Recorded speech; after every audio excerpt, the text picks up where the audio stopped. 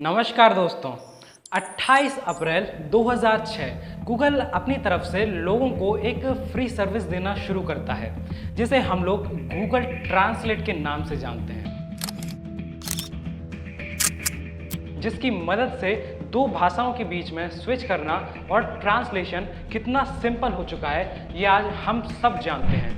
2006 में Google translate एक अलग एल्गोरिदम पर काम करता था, इसलिए किन्हीं भी दो लैंग्वेजेस के बीच में ट्रांसलेशन करना इतना आसान नहीं था। मतलब दो लैंग्वेजेस के बीच में डायरेक्टली ट्रांसलेशन नहीं किया जा सकता था। हिंदी से तेलुगु में अगर ट्रांसलेट करना है तो सबसे पहले आपको हिंदी से इंग्लिश में ट्रांसलेट करना होगा और उसके बाद आप तेलुगु में ट्रांसलेट कर सकते हैं। मतलब इंग्लिश बीच में एक मैंडेटरी लैंग्वेज हुआ करती थी। खैर, इन सब चीज़ों पर वीडियो में आगे बात करते हैं। हमारा जो आज का टॉपिक है सबसे पहले उस पर बात करते हैं। गूगल अर्न कैसे करता है अपनी इस फ्री सर्विस से, जब ना तो वो कोई एड्स दिखाता है और ना ही कोई प्रीमियम सब्सक्रिप्शन ऑफर करता है।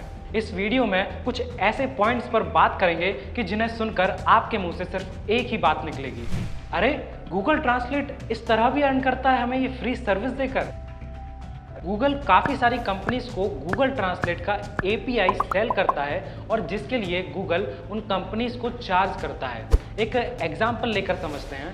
इंस्टाग्राम में स्क्रॉल करते समय अगर आपने किसी पोस्ट के नीचे नोटिस किया हो कि कैप्शन के नीचे ट्रांसलेशन का एक बटन दिया हुआ होता है, और सेम चीज़ आपने नोटिस की होगी किसी वेबसाइट या किसी ऐप को यूज़ करते समय उस एप्लीकेशन को हम इंग्लिश से किसी भी लैंग्वेज में बड़ी ही आसानी से स्विच कर सकते हैं। इसके अलावा किसी भी ब्राउज़र में किसी आर्टिकल या न्यूज़ को पढ़ते हुए आपने ये बात नोटिस की होगी कि हम उस आर्टिकल को किसी भी लैंग्वेज में कन्वर्ट कर पढ़ सकते हैं, जबकि वो सिर्फ एक ही लैंग्वेज में लिखा गया था।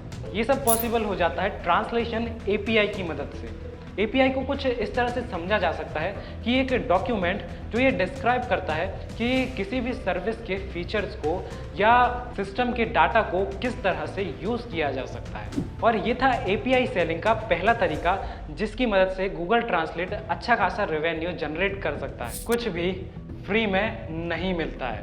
फिर आपको ऐसा क्यों लगता है कि गूगल बिना अपने फ़ायदे के आपको इतनी बड़ी सर्विस प्रोवाइड करता है? गूगल मैप्स पर कई सारे रेस्टोरेंट्स और होटल्स जो कि हमारे लोकल में होते हैं उनके रिव्यूज़ दिए गए होते हैं। उन रिव्यूज़ को हम गूगल ट्रांसलेट की मदद से अपनी नेटिव लैंग्वेज में ट्रांसलेट करके हम चेक कर सकते हैं कि वो रेस्टोरेंट या होटल कैसा है और हमारे लिए सही है या नहीं। अब जैसे ही आपने गूगल ट्रांसलेट पर जाकर उस रिव्यू को अपनी लैंग्वेज में ट्रांसलेट किया और गूगल ट्रांसलेट के सर्वर में जैसे ही आपकी वो हिस्ट्री सेव हो गई, तो अब गूगल ये जानता है कि आप किस लैंग्वेज को जानने वाले हैं और इवेंचुअली वो उसी लैंग्वेज में और वैसे ही रेस्टोरेंट्स या फिर होटल्स या किसी भी चीज़ जिसके बारे में आप अक्सर सर्च करते रहते हैं उस तरह के आपको एड्स दिखा सकता है और वहाँ से एक अच्छा खासा रेवेन्यू जनरेट कर सकता है। और ये सेम चीज़ आपने ब्राउज़र्स पर भी होते हुए देखा होगा कि जिस भी चीज़ के बारे में आप सर्च करते हैं उसी तरह के एड्स आपको शो करने शुरू कर दिए जाते हैं। और गूगल ट्रांसलेट पर जैसे ही आपने उसे अपनी लैंग्वेज में कन्वर्ट करके किसी चीज़ को देखा, अब आपकी लैंग्वेज के बारे में भी उन्हें पता है और ऐसे में गूगल ट्रांसलेट उनके लिए एक प्लस पॉइंट बन जाता है। अब थर्ड पॉइंट को हम एक बच्चे के एग्जाम्पल से समझते हैं। घर में जब एक कुछ महीनों का बच्चा रहता है तो वो कुछ बोल नहीं सकता है, लेकिन जब वो लोगों को घर में बात करते हुए देखता है तो धीरे धीरे वो शब्दों को याद रखना शुरू कर देता है। पहले वो लोगों को सुन को भी समझ आने लगता है कि ये लोग क्या बातें कर रहे हैं और उसे किस तरह से बोलना है, और अब ये चीज़ उसको लाइफ टाइम काम आने वाली है। अब वापस आते हैं तो देखिए, गूगल ट्रांसलेट एक मशीन लर्निंग का बहुत ही अच्छा एग्जाम्पल है। और ये हम सब जानते हैं कि कोई भी ट्रांसलेशन ऐप 100% एक्यूरेट नहीं हो सकता, जो कि हमें किसी भी एक लैंग्वेज से दूसरी लैंग्वेज में एकदम सही ट्रांसलेशन देगा। और कभी कभी ये ट्रांसलेशन ऐप्स बहुत ही वियर्ड से ट्रांसलेशंस भी करते हैं।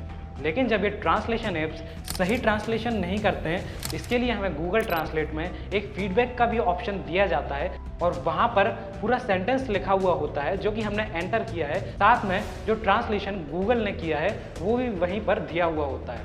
और जब ट्रांसलेशन करने वाले को एक सही ट्रांसलेशन नहीं मिलता है, तब हम में से कई लोग फीडबैक में जाकर या तो गूगल ट्रांसलेट को करेक्ट करते हैं कि यहाँ पर ये मिस्टेक कर रहा है, या फिर हम अपना फीडबैक देते हैं कि इस चीज़ का ये गलत ट्रांसलेशन दे रहा है। और गूगल के लिए शायद यही सबसे बड़ा फ़ायदा है गूगल ट्रांसलेट की ये फ्री सर्विस हम लोगों को प्रोवाइड करके। कैसे? क्योंकि इस तरह से गूगल पहले भी वर्क कर चुका है।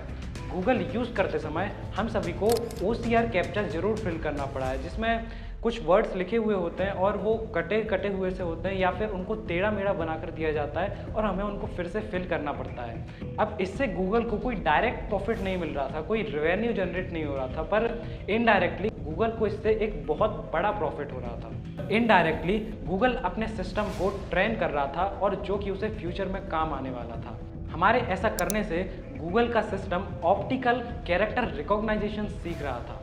OCR इलेक्ट्रॉनिक कन्वर्जन होता है उन इमेजेस का जिनमें कुछ टेक्स्ट टाइप किया गया है या फिर हाथ से लिखा गया है, इनटू मशीन इनकोडेड टेक्स्ट। मतलब मशीन ने टेक्स्ट को पहचान लिया। अब चाहे हमने किसी डॉक्यूमेंट को स्कैन किया हो या फिर किसी डॉक्यूमेंट का फोटो हो, और इसका बेस्ट एग्जांपल हमें देखने को मिलता है गूगल ट्रांसलेट में। वहाँ पर हमें एक कैमरे का ऑप्शन दिया होता है, जिसको क्लिक करने से हम किसी भी डॉक्यूमेंट को स्कैन कर सकते हैं या फिर किसी भी टेक्स्ट रिटर्न इमेज का एक फ़ोटो खींच सकते हैं, जिसे गूगल ट्रांसलेट टेक्स्ट में कन्वर्ट करता है और हम जिस लैंग्वेज में चाहें उसका ट्रांसलेशन हमें करके दे देता है। और कई बार हम इमेज कैप्चा भी फिल करते हैं, और उस तरह से गूगल के सिस्टम ने इमेज रिकॉग्नाइजेशन सीखा।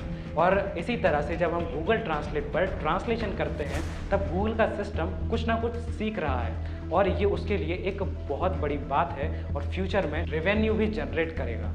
गूगल ट्रांसलेट हम लोगों को फ्री में प्रोवाइड करने से गूगल का एक और बेनिफिट ये है कि जिन लोगों को गूगल की ये सर्विस अच्छी लगेगी और उन लोगों का इससे काम आसान होगा, तो वो लोग ज़रूर ही गूगल के और भी प्रोडक्ट्स को और भी सर्विसेज को एक्सप्लोर करना चाहेंगे, जो कि ऑफकोर्स पेड सर्विसेज हैं। कुछ एग्जाम्पल्स आप नीचे देख सकते हैं। अब गूगल ट्रांसलेट जिस सिस्टम पर काम करता है वो पहले से ही इतना एडवांस्ड है, और जब वो ट्रांसलेशन में कुछ गलतियां करता भी है तो हम ही लोग फीडबैक देते हैं और उन गलतियों को सुधारते हैं।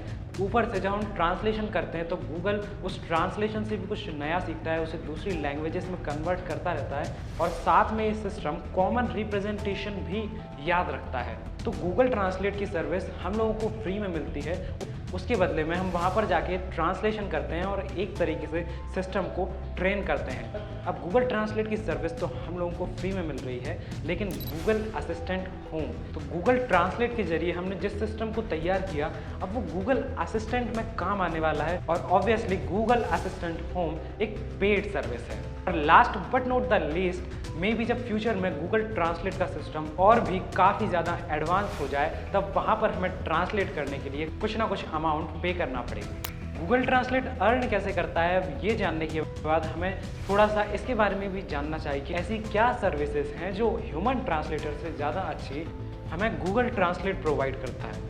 नंबर 1, हमें किसी ह्यूमन ट्रांसलेटर को हायर करने की ज़रूरत नहीं है, और इसके अलावा गूगल ट्रांसलेट फ्री में अवेलेबल होता है, जबकि ह्यूमन ट्रांसलेटर को अगर हम हायर करेंगे तो हमें उसको पे करना पड़ेगा। नंबर 2, गूगल ट्रांसलेट के जरिए हम 100 से भी ज़्यादा लैंग्वेजेस में ट्रांसलेशन कर सकते हैं, लेकिन कोई ह्यूमन ट्रांसलेटर ऐसा शायद ही कर पाए। नंबर 3, गूगल ट्रांसलेट को हम कभी भी कहीं भी बिना इंटरनेट के भी यूज़ कर सकते हैं, लेकिन एक ह्यूमन ट्रांसलेटर 24/7 अवेलेबल नहीं हो सकता। अब कुछ ऐसी सर्विसेज के बारे में जानते हैं जो कि एक ह्यूमन ट्रांसलेटर ज़्यादा बेटर वे में प्रोवाइड कर सकता है। नंबर 1, ह्यूमन ट्रांसलेटर ज़्यादा एक्यूरेट ट्रांसलेशन करेगा, जबकि गूगल ट्रांसलेट इतना एक्यूरेट नहीं होगा। गूगल ट्रांसलेट काफ़ी बार हमें वर्ड टू वर्ड ट्रांसलेशन दे देता है, क्योंकि एज अ सॉफ्टवेयर उसके पास कॉमन सेंस नहीं होता है। फिलहाल गूगल ट्रांसलेट सामने वाले के इमोशंस और बोलने के तरीके को डिटेक्ट नहीं कर सकता है। सामने वाला आपका मजाक उड़ा रहा है या फिर सीरियसली बोल रहा है, जबकि एक ह्यूमन ट्रांसलेटर ये सब बहुत अच्छे से समझ सकता है। इसके अलावा एक ह्यूमन ट्रांसलेटर मुहावरों को भी सही तरीके से ट्रांसलेट कर सकता है, जबकि Google translate maximum times idioms का वर्ड टू वर्ड ट्रांसलेशन करता है। अब गूगल ट्रांसलेट किस तरह से वर्क करता है, ये भी एक बड़ा ही इंटरेस्टिंग कॉन्सेप्ट है, तो आइए इसे भी समझने की कोशिश करते हैं। गूगल ट्रांसलेट जिस सिस्टम पर काम करता है उसे गूगल न्यूरल मशीन ट्रांसलेशन कहते हैं और इसकी मदद से गूगल उन लैंग्वेजेस के बीच में भी ट्रांसलेशन कर सकता है जिनके लिए उसे कभी ट्रेन ही नहीं किया गया है।